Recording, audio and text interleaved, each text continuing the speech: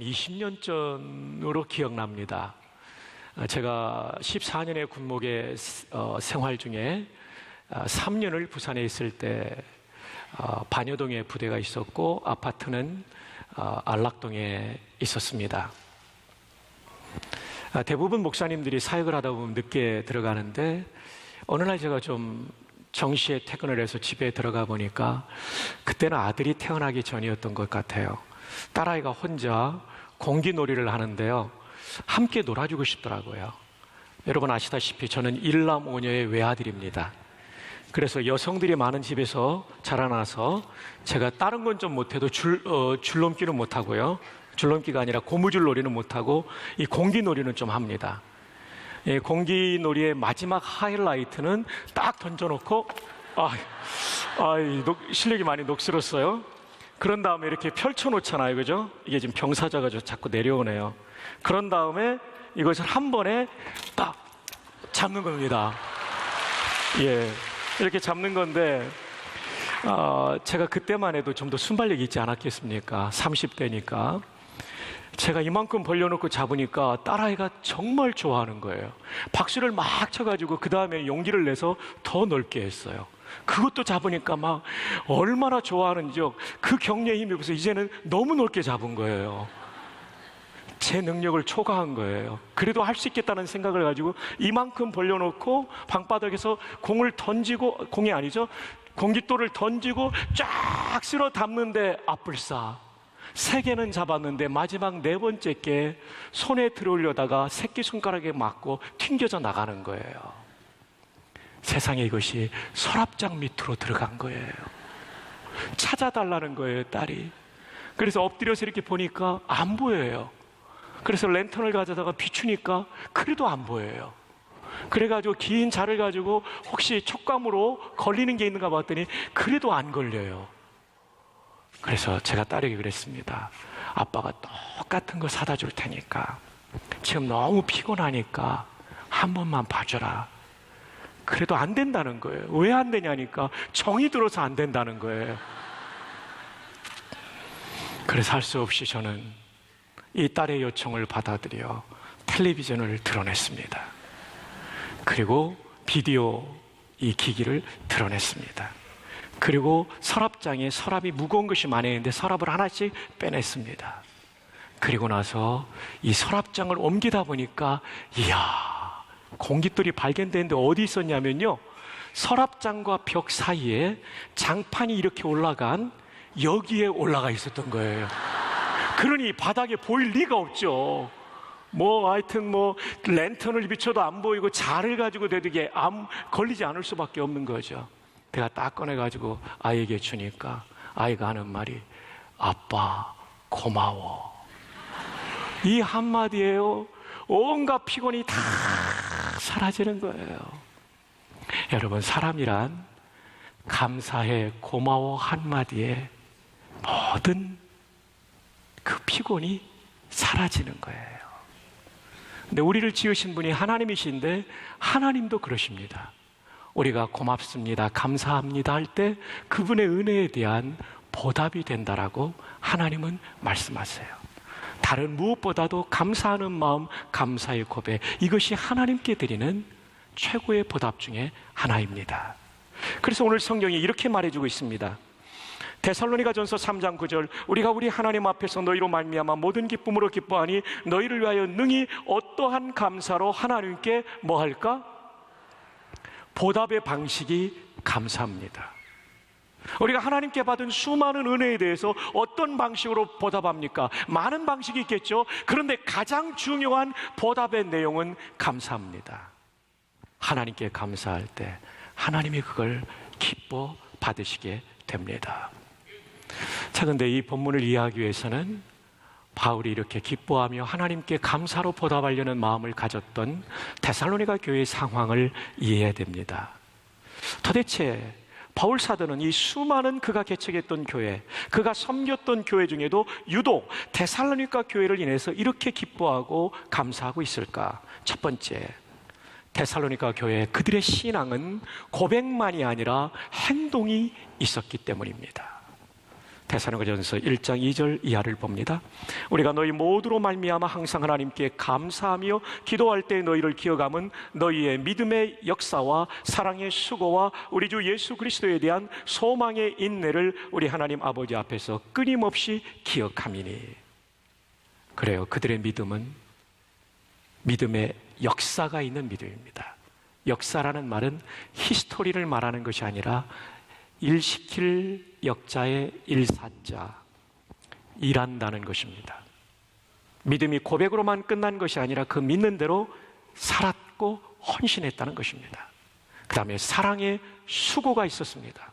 말로만 사랑하는 것이 아니라 실제로 수고하는 사랑을 했다는 것입니다.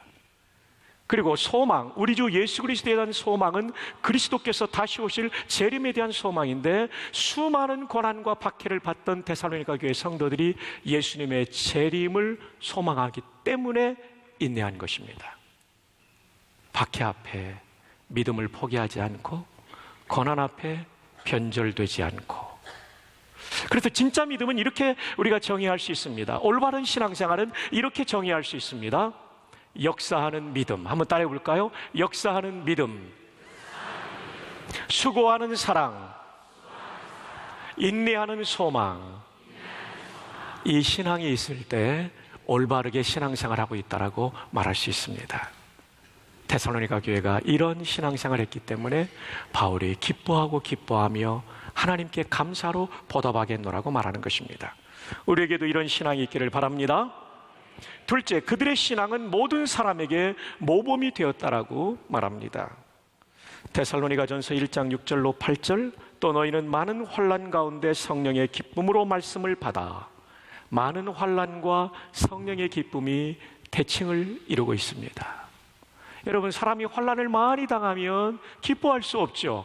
근데 신앙의 놀라운 비밀은 뭐냐면, 환난을 많이 당함에도 불구하고 성령님이 기쁨을 주시면 이 고난을 압도하는 기쁨으로 고난을 이기게 되는 것입니다. 여러분, 예수님 믿는 사람과 아닌 사람의 차이가 뭔지 아세요? 시련과 고난을 받을 때 처음에는 움찔하고 힘들어할 수 있어요. 근데 시간이 지나가면서 성령님께서 내 마음에 주신 기쁨으로 말미암아 이 시련과 고난을 넉넉히 이기는 것입니다. 오늘 예배를 드린 여러분에게 이 기쁨을 주시기를 주님의 이름으로 축복합니다. 축복합니다. 하나님의 말씀에 아멘으로 반응하고 이것을 나의 것으로 잡으면 여러분에게 이 승리가 시작될 것입니다. 너무나 귀한 것이죠. 이어서 읽습니다. 또 너희는 많은 환난 가운데서 성령의 기쁨으로 말씀을 받아 우리와 주를 본받은 자가 되었으니 그러므로 너희가 마게도냐와 아가야에 있는 모든 믿는 자의 본이 되었느니라. 주의 말씀이 너희에게로부터 마게도냐와 아가야에만 들릴 뿐 아니라 하나님을 향하는 너희 믿음의 소문이 각처에 퍼졌으므로 우리는 아무 말도 할 것이 없노라. 여러분이 너무나 모범이 되어서 전 세계에 소문난 교회가 되었기 때문에 내가 더 이상 가르칠 필요가 없습니다. 마치 우리 옛날에 무술 영화 같은 데 보면 이제는 내가 너를 더 이상 가르칠 필요가 없다, 하산하라, 뭐 이런 얘기를 지금 하고 있는 것이죠. 여러분, 지금 바울이 데살로니가 교회를 생각할 때 이런 감동이 있었던 거죠. 우리 교회 안에도 이런 모범이 되는 성도들이 많아서 진심으로 감사드립니다. 제가 거론하지 않은 여러분들의 이름들 주님이 기억하실 줄 믿습니다. 그래서 어떤 감사로 하나님께 보답할까? 참, 목회자로서 바울이, 선교사로서 바울이 이런 사역의 열매를 놓고 보답하고 싶은데 내가 어떻게 감사하면 되겠느냐? 감사가 바로 보답이다. 아니, 보답하는 게 바로 감사다. 이렇게 지금 말하고 있는 것이죠. 셋째로, 바울 사도는 데살로니가 교회를 생각할 때마다 하나님 앞에 보답하고 싶은 마음, 감사하고 싶은 마음이 있었는데 그 이유는 목회자가 전하는 말씀을 그들은 하나님의 말씀으로 들었다는 거예요. 데살로니가전서 2장 13절에 이러므로 우리가 하나님께 끊임없이 감사함은 너희가 우리에게 들은 바 하나님의 말씀을 받을 때에 사람의 말로 받지 아니하고 하나님의 말씀으로 받음이니 진실로 그러하도다. 이 말씀이 또한 너희 믿는 자 가운데서 역사하느니라. 여러분, 선포되는 이 말씀이 여러분의 영혼과 여러분의 삶 속에 역사하는 열매가 나타나는, 아니 그 전에 감동이 있는 말씀이 되기 위해서는 여러분이 이 강단에서 선포되는 말씀을 들을 때 사람의 강의로 들으면 안 되고 하나님의 말씀으로 들어야 되는 것입니다.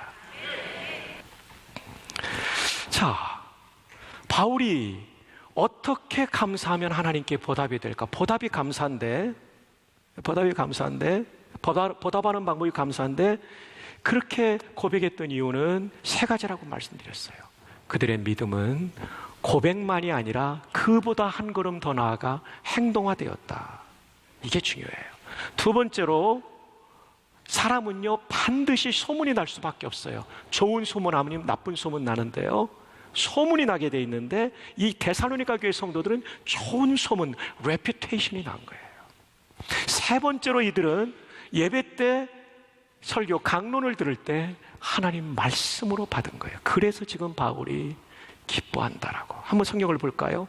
데살로니가전서 3장 9절 봅니다. 함께요. 시작. 우리가 우리 하나님 앞에서 너희로 말미암아 모든 기쁨으로 기뻐하니 너희를 위하여 능히 어떠한 감사로 하나님께 보답할까. 기쁨으로 기뻐하니 이 반복법은 강조죠. 종이도 흔치 않았던 시절에 단어 하나를 더 반복한다는 건 강조예요. 너무 기쁘다, 너무나도 기쁘다, 너희들 때문에, 앞에 말한 세 가지 때문에. 그래서 어떻게 하면 감사함으로 보답할 수 있을까? 하나님의 은총에 보답하는 것은 감사하는 것입니다. 따라해 주십시오. 하나님의 은혜에 보답하는 것은 감사에서 시작된다. 이게 굉장히 중요한 관점입니다. 누가복음 17장에 보면 예수님께서 갈릴리를 떠나 북쪽이죠, 남쪽의 예루살렘 지역으로 가는데 마침 예수님께서 이 갈릴리와 사마리아 경계선에 있는 한 마을을 지나가게 돼요. 근데 10명의 나병 환자, 한센시병 환자가 소리를 칩니다. 예수 선생님이여, 우리를 불쌍히 여기시고 치료해 주십시오. 예수님이 가던 길을 멈춰서서 말씀하십니다. 너희 몸을 제사장에게 보이라. 여러분, 나병 환자들이 제사장을 만난다는 것은 어떤 뜻인지 아세요? 몸이 다 나았을 때 제사장한테 완치 판정을 받기 위해서 가는 거예요. 근데 완치도 안 됐는데 가면 뭐라고 좀 핀잔을 들을 수도 있는 그 시대의 상황이었어요. 근데 지금 이 사람들이 치료가 되지 않았는데 예수님께서 가라고 한 거예요. 이 말씀에 따라 간다는 얘기는 가면서 예수님께서 치료해 주실 것을 믿는다는 믿음이 있다는 것이죠. 근데 이 10명이 갑니다. 그리고 놀랍게도 가다가 이 나병이 다 치료되었어요. 얼마나 감사합니까? 이 사람들이 예수님의 말씀에 대한 순종이 있었고 믿음이 있었다는 얘기죠. 그리고 치료가 일어났어요. 아마도 제사장에 가서 완치 판정을 받았을 거예요.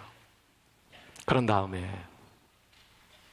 나머지 사람들은 모두가 자기 집으로 가버렸어요. 근데 한 사람이 예수님께 와서 엎드려 하나님께 영광 돌리며 예수님께 감사하다는 고백을 할 때 예수님이 이런 말씀을 하십니다. 모든 사람이 치료받지 않았느냐? 나머지 9은 어디에 있느냐? 어찌하여 이 사마리아 사람 한 명이 이렇게 감사하느냐? 유대인들이 그렇게 멸시했던 사마리아 사람, 이 사람은 유대인도 아닙니다. 믿음의 명문 가문의 자녀도 아닙니다. 이 사람은 그저 그런 사람이었는데 그 사람이 감사한 거예요. 그걸 예수님이 기뻐하시고 네가 구원받았다라고 말씀하세요. 여기서 우리는 굉장히 중요한 교훈을 받습니다. 그건 뭐냐면 순종도 하고 믿음도 있는데 감사가 없을 수 있다는 것입니다. 유대인처럼 좋은 집안의 사람일 수 있는데 감사가 없을 수 있다는 것입니다. 수십 년 동안 믿음의 뼈대를 이어온 명문 가문의 성도임에도 불구하고 믿음과 순종은 있는데 감사가 없을 수 있다는 것입니다. 여러분은 여러분의 삶 속에 베푸신 하나님의 은혜에 대한 감사가 있습니까? 당신은 감사가 있나요? 이 시간 주님이 정말 칭찬하는 믿음의 사람은 감사할 줄 아는 사람. 왜냐하면 감사가 보답이기 때문입니다. 돌아오는 주일은 한 해의 절반을 보내면서 후반기를 시작하는 첫 주일, 7월 첫 주일입니다. 교회들마다 맥주 감사주일을 지내죠. 와, 교회에도 맥주가 있는가 보다. 그래서 맥주 감사주일은 맥주를 마시면서 한 컵씩 들이키면서 감사하는 주일인가 보다라고 착각하는 분들이 계실지 모르겠습니다. 그래서 맥주고요. 이거는 맥추, 보리를 거두고 하는 감사예요. 반년에 대한 감사예요. 여러분, 다음 주에 오기 전까지 우리는 한 주간 동안 나에게 베풀어 주신 가장 근본적인 은혜, 나를 내 어머니의 모태에서 만드시고, 아니 창세전에 나를 선택하시고, 그리고 때가 되면 내 어머니의 모태에서 만드시고 나를 태어나게 하시고, 그리고 때가 되면 예수 그리스도의 피 묻은 십자가의 복음을 나의 구원의 진리로 받아들이도록 하신 그 하나님의 은혜를 감사합시다. 그리고 내 삶의 구비구비마다, 어려운 순간마다 나를 도와주셨던 하나님의 은혜, 저도 돌이켜보면 은혜가 정말 많더라고요. 저는 초등학교 2학년 때 택시에 치여가지고요 죽을 뻔했어요. 제 몸이 날아갔어요. 우리 아버지가 일하시던 약국 맞은편에 병참학교라는 부대가 있었는데 우리 최영철 장로님이 거기서 훈련을 받았다고 합니다. 근데 제가 거기 놀러 갔다가 그만 길 건너오다가 주의를 잘못해가지고 글쎄 택시에 치여가지고 몸이 붕 떠가지고 날아갔어요. 깨어서 보니까 대전의 선정형외과에 누워 있었어요. 다리가 퉁퉁 부어 있었어요. 뼈가 그냥 부러진 것이 아니라 복합골절이 되어가지고요 6개월 입원했어요. 그래도 이 다리로 말이죠, 이걸로 공수련도 받고 200km 행군도 하고 이렇게 뛸 수도 있고, 와, 할렐루야. 저를 죽을 자리에서 살려주신 하나님, 할렐루야. 초등학교 5학년이니까 몇 학년 기억은 안 나요. 대전에 그 수침교회 가가지고 수영을 하는데 급류에 휩쓸려서 죽을 뻔했어요. 근데 어떤 아저씨가 와가지고 저를 딱 건져줬어요. 그 아저씨 이름을 또 몰라요. 와, 근데 너무 고마워요. 하나님 보내신 거죠. 대학 1학년 때 맹장이 아파서 갔더니 선생님이 하룻밤 자고 오라는데 갔더니 그냥 또 터져버렸어요. 하룻밤 사이에. 그래도 복막령 여기까지 올라왔는데 더 올라가지 않아서 살려주신 하나님. 와, 전도사 때는 글쎄 북한산에 박이천 목사님 모시고 우리 교역자들이 물놀이 갔다가 오면서 제가 또 얼마나 동작이 빠릅니까? 이 봉고에서 뒤에 있는 짐을 꺼내다가 콜라병이 내수동계 앞마당에서 떨어지면서 콘크리트 바닥에 그 병이 깨진 거예요. 그 병이 제 발등을 찍은 거예요. 발등을 찍는다는 얘기를 그때부터 하게 됐는지 모르겠어요. 동맥이 터져서 분수처럼 팍 터지더라고요. 그래서 이 맥주 감사주의를 앞두고 우리가 온 마음으로 감사. 저는요, 전에도 그런 생각을 했지만 이번에 금요일 날 내려오면서 깊이 느꼈어요. 우리 아버지를 먼저 데려가신 건 고통이었지만 이것도 하나님의 축복의 소재로 쓰시는구나. 여러분이 오늘 당하고 있는 고통이 무엇입니까? 정말 피눈물 나는 고통이 있죠. 뼛속 깊은 외로움이 있을 거예요. 남편을 먼저 보내신 부인들 얼마나 힘드세요? 알죠? 가장이 없는 집에 아들과 딸들 얼마나 힘드세요? 월세 내기 힘든 사람들 얼마나 힘드세요? 전셋집을 또 옮겨야 되는 어려움에 있는 성도들 얼마나 힘드세요? 그러나 이 고통도 예수님 안에서는 축복의 소재가 될 줄로 믿습니다. 그걸 우리가 앞당겨서 감사하자는 거죠. 근데 우리 어떤 성도들을 보면 원망이 많고 불평이 많은 분들이 많아요. 이 원천 사랑의 요양병원의 이사장이신 목사님, 교회도 거기서 하시는데요, 푸른 초작교회. 우리 이강호 목사님이 얼마 전에 우리 교회 강단에 와서 그 말씀의 제목이 원불교였습니다. 저는 저거 가지고 무슨 말씀할까 굉장히 궁금했고요. 기독교 신자 중에 원불교인이 많습니다. 그래서 제가 깜짝 놀랐어요. 그분이 말하는 원불교는 그 종교로서의 원불교를 말하는 게 아니라 원망, 불평, 교만한 교인이 많다는 거였습니다. 원망, 불평, 교만, 이것이 감사를 빼앗아갑니다. 신앙을 병들게 합니다. 어려운 중에도 하나님의 섭리를 우리가 믿음으로 기대하며 감사할 수 있기를 바랍니다. 옆에 사람에게 한 번 더 축복합시다. 원불교 교인 되지 맙시다. 시작. 네, 원망, 불평, 교만하면 은혜 받지 못합니다. 자, 하나님의 은혜에 보답하는 것이 감사라고 한다면 그 감사는 어떤 것이 되어야 될까요? 세 가지인데요. 첫째는 마음에서 감사가 시작돼요.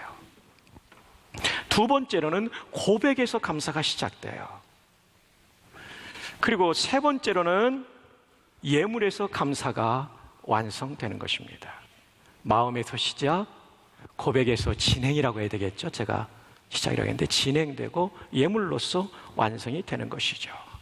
그리고 또 하나 중요한 것은 하나님께만 감사하는 것이 아니라 사람에게 감사하는 말을 하는 것이 굉장히 중요합니다. 옆에 있는 분에게 이렇게 인사합시다. 옆에 앉아주셔서 감사합니다. 가문의 영광입니다. 시작. 옆에 앉아주셔서 감사합니다. 가문의 영광입니다. 벌써 여러분들의 얼굴이 환하게 피어나요. 감사하면 피어나요. 예, 감사. 오늘 집에 갈 때 가족들끼리도 그렇게 우리가 감사하면 좋겠어요.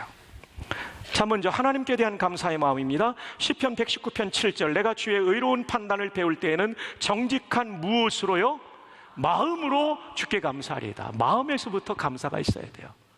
나를 택해 주시고 창세전에 나를 모태에서 빚으시고 나를 구원해 주시고 인생의 구비구비마다 나를 도와주신 하나님, 그 마음에서부터 감사해야 돼요.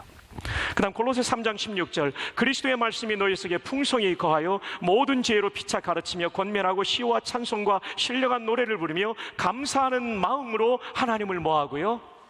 감사하는 마음으로 찬양, 이게 고백이에요. 찬양은 곡조 붙은 기도니까 찬양의 기도도 여기에 들어가요. 기도와 찬송을 통해 하나님께 감사의 고백을 드리는 한 주간 되기를 바랍니다. 역대하 29장 31절 이에 히스기야가 말하여 이르되 너희가 이제 스스로 몸을 깨끗하게 하여 여호와께 드렸으니 마땅히 나와 제물과 감사 제물을 여호와의 전으로 가져오라. 그렇습니다. 감사는 표현되기 전까지는 완성되지 않습니다. 감사의 제물을 드리는 거죠.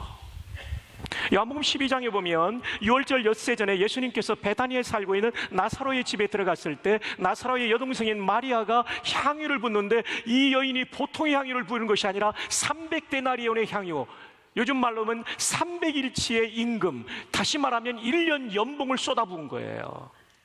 낭비라고 생각한 사람이 있었습니다. 요한복음에는, 다른 복음서에는 명시되어 있지 않은데 요한복음에는 그가 가룟유다라고 말해요. 네, 가룟유다에 대해서 요한복음 12장은 이렇게 말합니다. 그가 도둑이라. 돈귀에 들어있는 돈을 훔쳐감이 없더라. 결국 가룟유다의 마음에는 돈에 관심이 있지 예수님에게 관심이 있는 게 아니에요. 마리아는 예수님에게 관심이 있고 가룟유다는 돈에 관심이 있는 거예요. 여러분, 이번 맥주감사주일에 예수님께 관심을 가지고 예수님께도 감사를 표현할 수 있기를 바랍니다. 거의 100세가 되신 연세대 명예교수이신 김형석 박사님, 언제 한번 우리 교회 좀 모시고 싶어요. 왜냐하면 연세 드신 분들을 위해서 좀 모시고 싶은데요. 그분의 강의를 이렇게 인터넷에서 듣다 보니까 그런 얘기를 하시더라고요. 옛날에 그 어른께서 60대였는지 50대였는지 모르는데 자녀들에게 100만 원을 줬는데 그 100만 원을 받은 자녀가 10만 원을 봉투에 넣어서 아버님 고맙습니다, 쓰세요 하고 딱 드리면 그게 그렇게 좋더래요.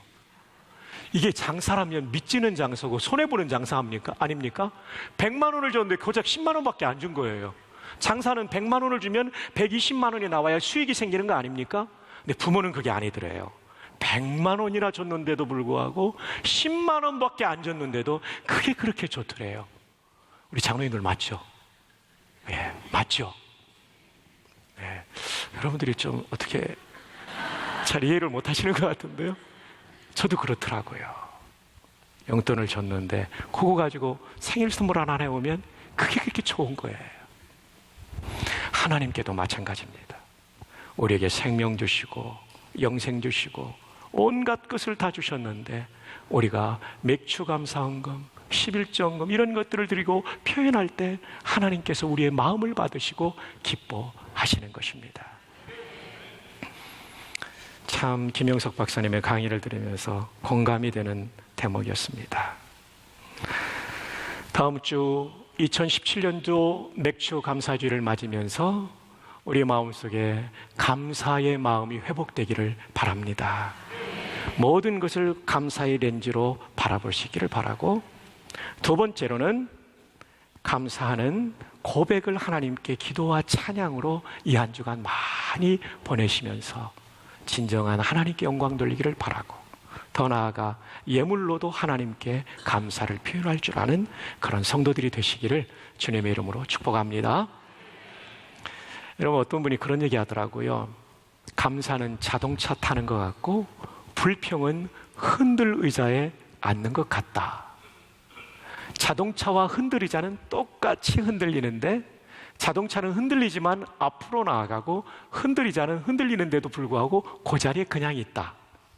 이와 마찬가지로 감사하는 신앙은 자동차처럼 때로는 인생이 흔들릴 수도 있지만 앞으로 나아가는 신앙과 인생이 되고, 불평하는 성도는 흔들 의자에 앉아 있어서 흔들리면서도 제자리에 있고 정체되고 침체되는 인생을 산다. 이야, 기가 막힌 통찰이에요. 여러분, 감사할 때 여러분의 신앙과 인생이 전진하게 될 줄 믿습니다. 불평할 때 여러분의 인생은 제자리 걸음하게 될 거예요. 그러므로 사랑하는 여러분을 축복합니다.